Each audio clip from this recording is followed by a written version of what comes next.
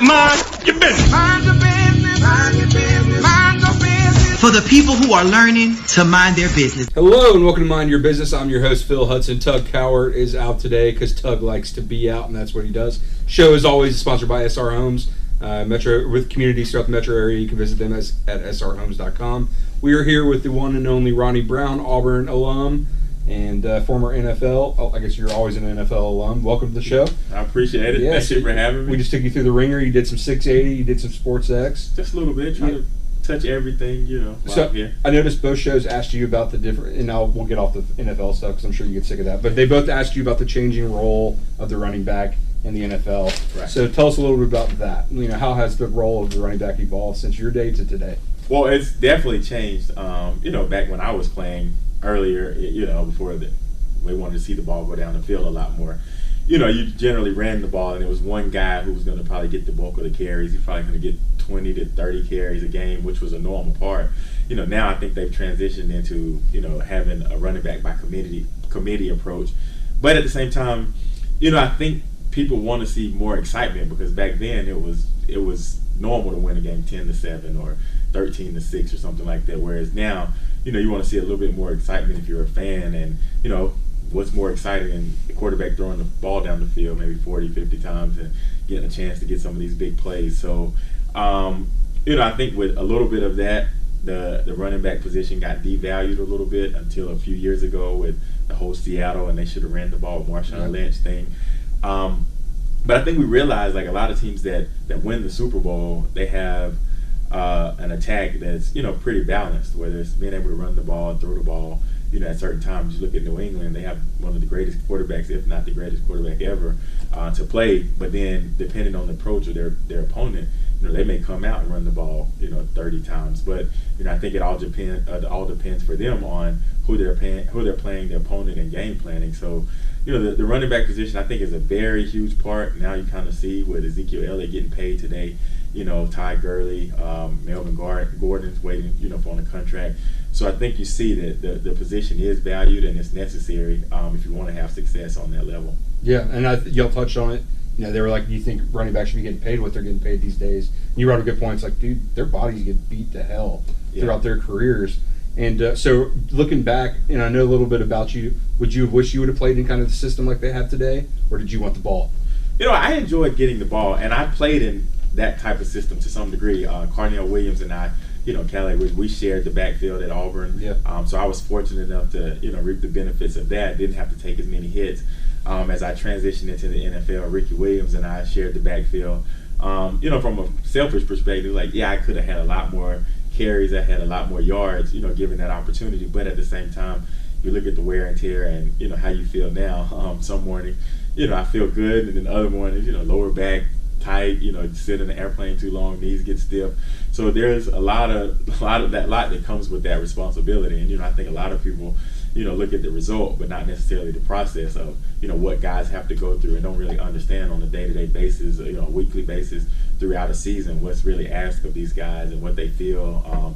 And I think having to do that on a weekly basis and be successful along with it, I think there's a lot into it that just kind of gets overlooked. Because people get to see Sundays and Mondays, but they don't see the process that guys have to go through to, really put themselves back together to get ready for next week. Yeah. So your career is pretty accomplished. You're a Pro Bowler, but I think your biggest accomplishment, you played for Nick Saban. Yeah. So what was that like? Well, obviously he wasn't at Alabama yet. Right. But he still had ties to LSU at that point. Right. So he drafts you out of Auburn. Uh-huh. How did that communication start?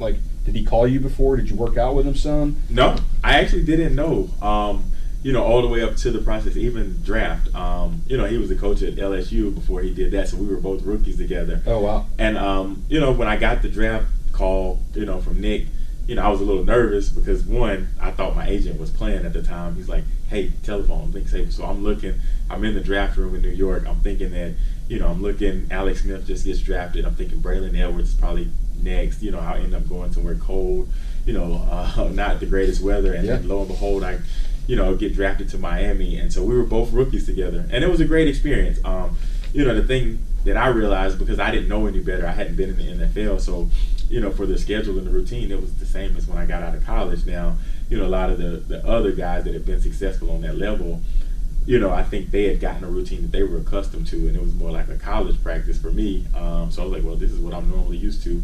But, he was a guy that really, really smart. I think we've all seen the success that he's had at Alabama. But, he was really a routine guy, and, he knew the importance of taking care of the little things. Also, he demanded a lot from you. He gave you a lot of opportunity for responsibility to be a young man. But, if you did the right things and did what you were supposed to do and where you were supposed to be when you needed to be there, then everything worked out. But, if you weren't, he definitely let you know. And it was accountability factor. And, I think he holds everyone accountable. He holds you to a high standard, which, I think in most cases, we should all ask of our boss or ask of, our coach or person that, we're working with, is to demand the best out of us to kind of push you to be the best person you can be. Yeah. So you at Auburn, what did you study at Auburn? I was a communications graduate. And so now you're working at Wells Fargo Advisors. Mm-hmm. How did you get into that from the NFL? For me, it was just going through the process and realizing, as I was drafted, second pick out of, Auburn, going through it, being a kid in Miami that's from a small town in Cartersville, Georgia, there was just a lot of stuff that I didn't know about the process, a lot of pressures of being a professional athlete, a lot of things to deal with on the field to be successful, but also, the challenges that come along with being off the field. And I think understanding all of those aspects, trying to really cater to the whole individual and not just the athlete part, I think that's the hard part and challenging part, because like we've played sports for so long, that's a place that most guys are comfortable, but off the field, the responsibility, especially with social media, everything that you do is pretty much scrutinized, or there's a camera or a cell phone somewhere around to get a picture or get some video. So the responsibilities that come along with that, you're pretty much being asked to be perfect all the time, whether it's on the field, everyone's critiquing your game, or away from the field, like your traditional, your day-to-day lifestyle, like you're being asked to be perfect. And you're a 23-year-old kid, you're going to make mistakes, especially when somebody hands you a boatload of money. And just realizing that there was so much information that I wish I had known, or better equipped with, and so I feel like it's important to me, a responsibility to me to some degree, to kind of share the things that I learned throughout the process, and get individuals and help them understand that these are some hurdles that you can avoid. Obviously you're still going to make your mistakes, but at the same time try to limit those mistakes. And it'd pretty much be unfair of me to not share that information with any of the younger generations. And I think a lot of stuff that I learned through the sport is really applicable to normal day-to-day life. I think when you look at life, if you're able to do two things, that's handle adversity and be able to resolve conflict, then you have a great chance of being successful. So if you can do those things, whether it's financially, your day-to-day life, I think that's the key, along with time management. When you're able to get all those things right, you're giving yourself a better opportunity to be successful. So you're what? How old were you? You got drafted 22, 23? So I was 23 years 22. old. So you get drafted, you go to Miami, one of the biggest party cities in the world, and then you get all this money. Is that kind of intimidating? It is, and it was a shock to me. And I tell people now, you're like, well, how was it? I was like, wow, in my 23-year-old mind, it was a great opportunity. I had some money, I could go out and party and do these things. At the same time, I had the responsibility, and that's the part that was hard. There's so many social pressures of, you're a professional athlete, this is what you should be doing. You should be driving this. You should be be driving in this car. You should be buying this type of house. You should be doing these things, along with, oh, by the way, you should be successful because you were drafted a certain position, so you should have this impact, along with dealing with the family dynamic. I think not only does your lifestyle change, but your parents, the relatives that you deal with, the friends that you have, those relationships. And, I think it's a challenge in every area and every aspect that you have to deal with, and be able to balance all of that stuff with the commitment of trying to be successful and really enjoying what it is you're getting the opportunity to do, because it is a blessing, that you've reached this peak. So many people want to do it, but at the same time, not a lot of people get those opportunities. So, it's a lot to really take in, to soak up. But, I think the individuals that do a great job of it, I think they're fairly responsible, but they've created a team around them that, are able to help them make decisions that, for their future benefits, not really just get caught up in the right now aspect of life. So when for lack of a better term, when a kid shows up new to a team, they've just signed this big deal, is there any sort of, do they have those right kind of guys getting in your ear being like, look, man, you need a money manager, you need a good lawyer, or is it, go figure it out, you're an adult now? Yeah. I think it's a mixture. I think. And how did it work for you? For myself, coming out of Auburn, it's one day that I wasn't really getting a lot of publicity, notoriety. Playing behind a guy in Cadillac Williams who had a tremendous career as well. But when you look at that, and then the next day we start having some success as a team, and then all of a sudden my phone starts blowing up. It's agents, financial advisors, and trying to choose and pick professional individuals to work with.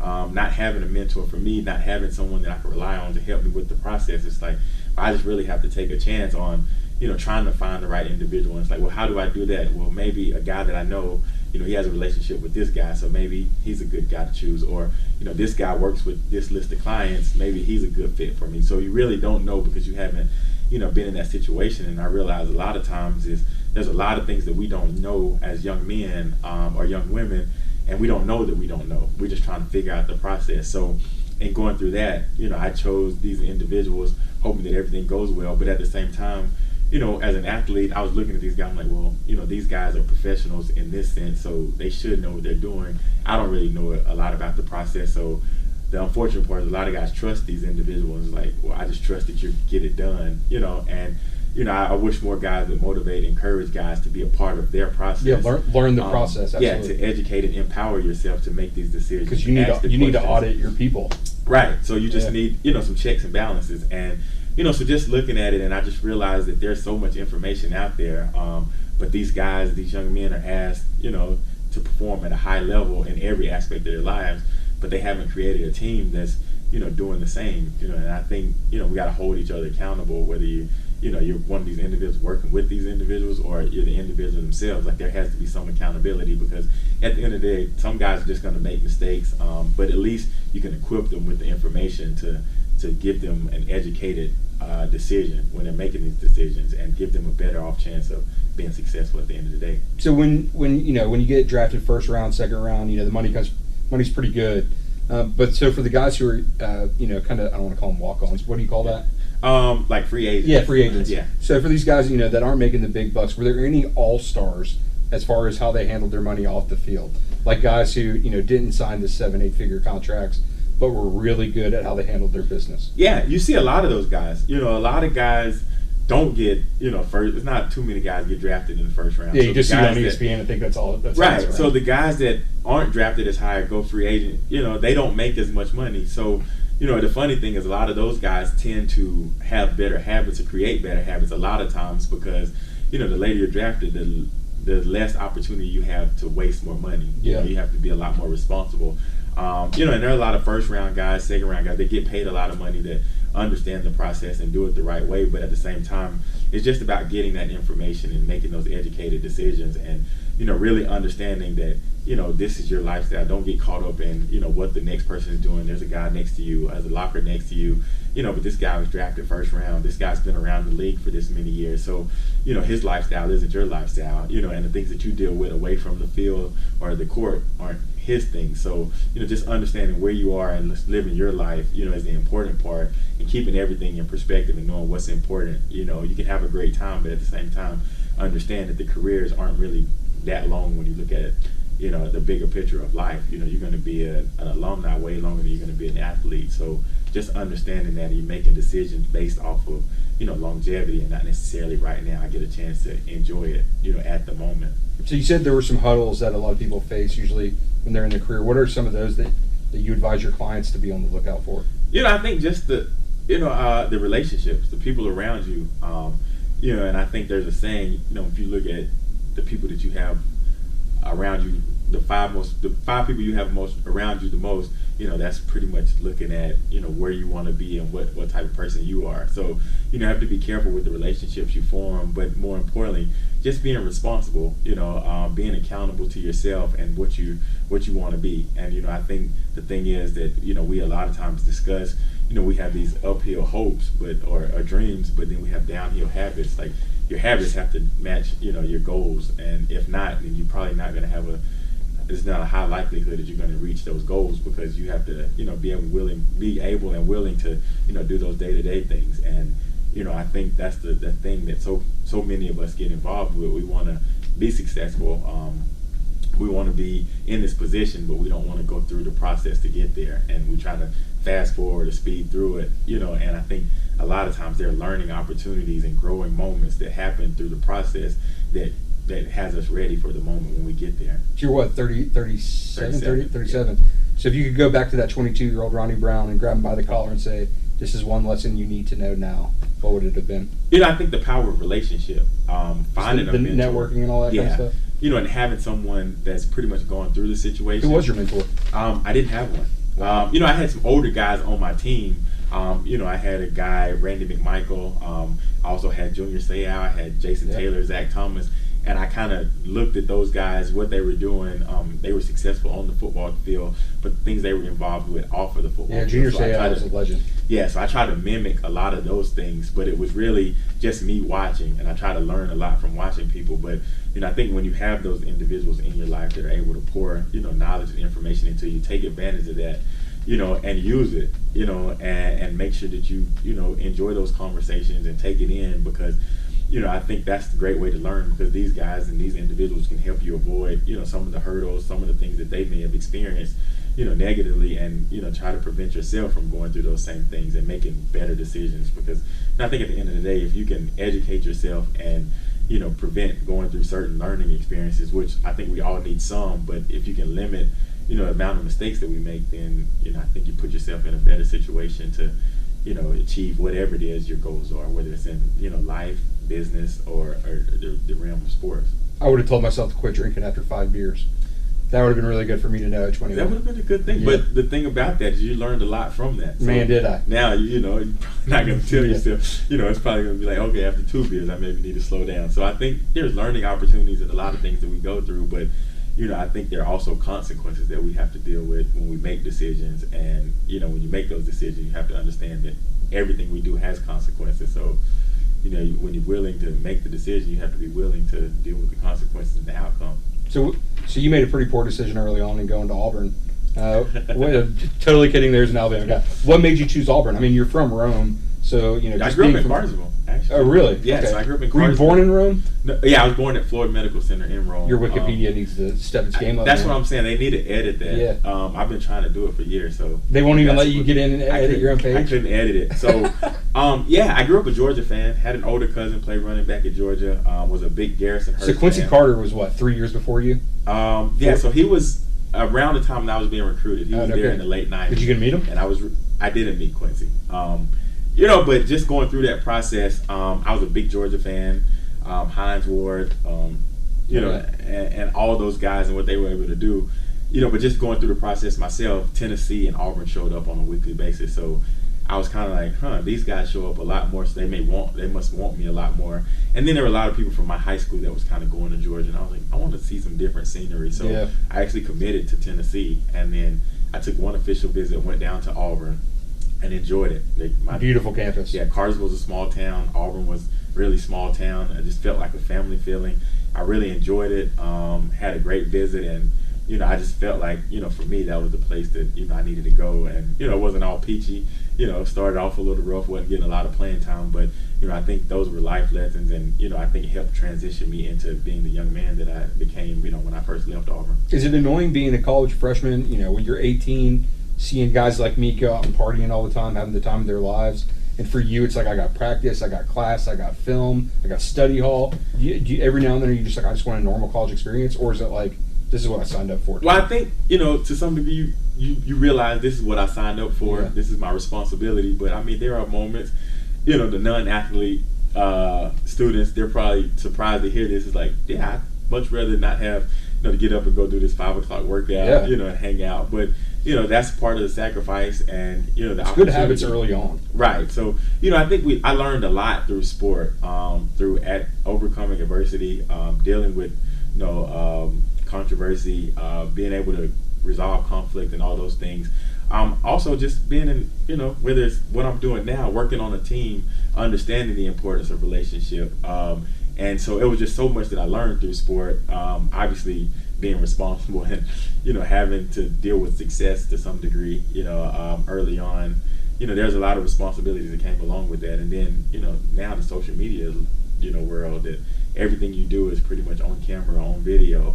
That's a lot of pressure because, for a lot of these athletes, especially when you're highly talented or highly touted or, become a mega superstar like a LeBron or somebody, everything that you do is on camera. So you're pretty much being asked not only to be successful and to be perfect on the court, because they're critiquing what you do on the court, but then also off the court, time. like you're still being critiqued. You're, how you're parenting, how you, dealing with, fans coming up and dealing with autographs, whether you're at dinner or you're just kind of trying to go, watch your son's game.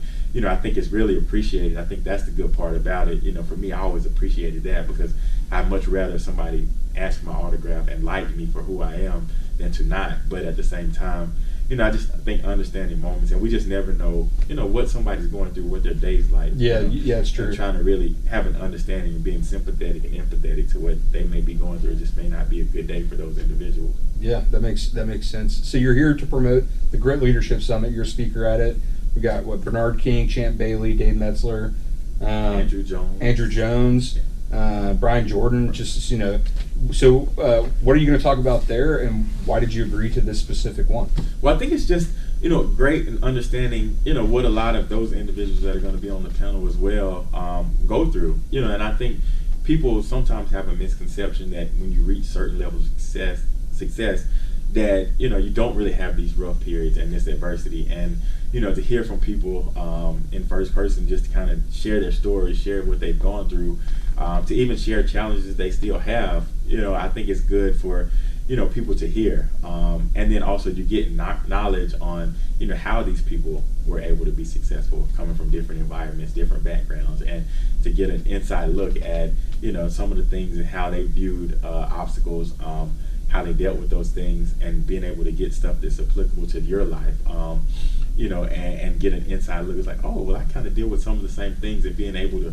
to relate to a lot of these people and let them know that, every one of us, we have our things that we go through, we have our challenges that we face, but at the same time, if we work hard, we deal with stuff different ways, there's an opportunity to be successful, and whatever it is that you're doing, not necessarily always in sports, but whatever professional field that you're in, and I think just sharing a story with Nick Saban, he always told stories about, no matter what you choose to do in life, make sure you do it and try to be the best at it you can be. And he used to always talk about being a street sweeper. He's like, if you're going to be a street sweeper, put a sign in your front yard, claim it that the best street sweeper in the world lives here, and take pride in what you do and do it to the best of your ability. And that's what I preach to my son. It's like, I don't care about the outcome.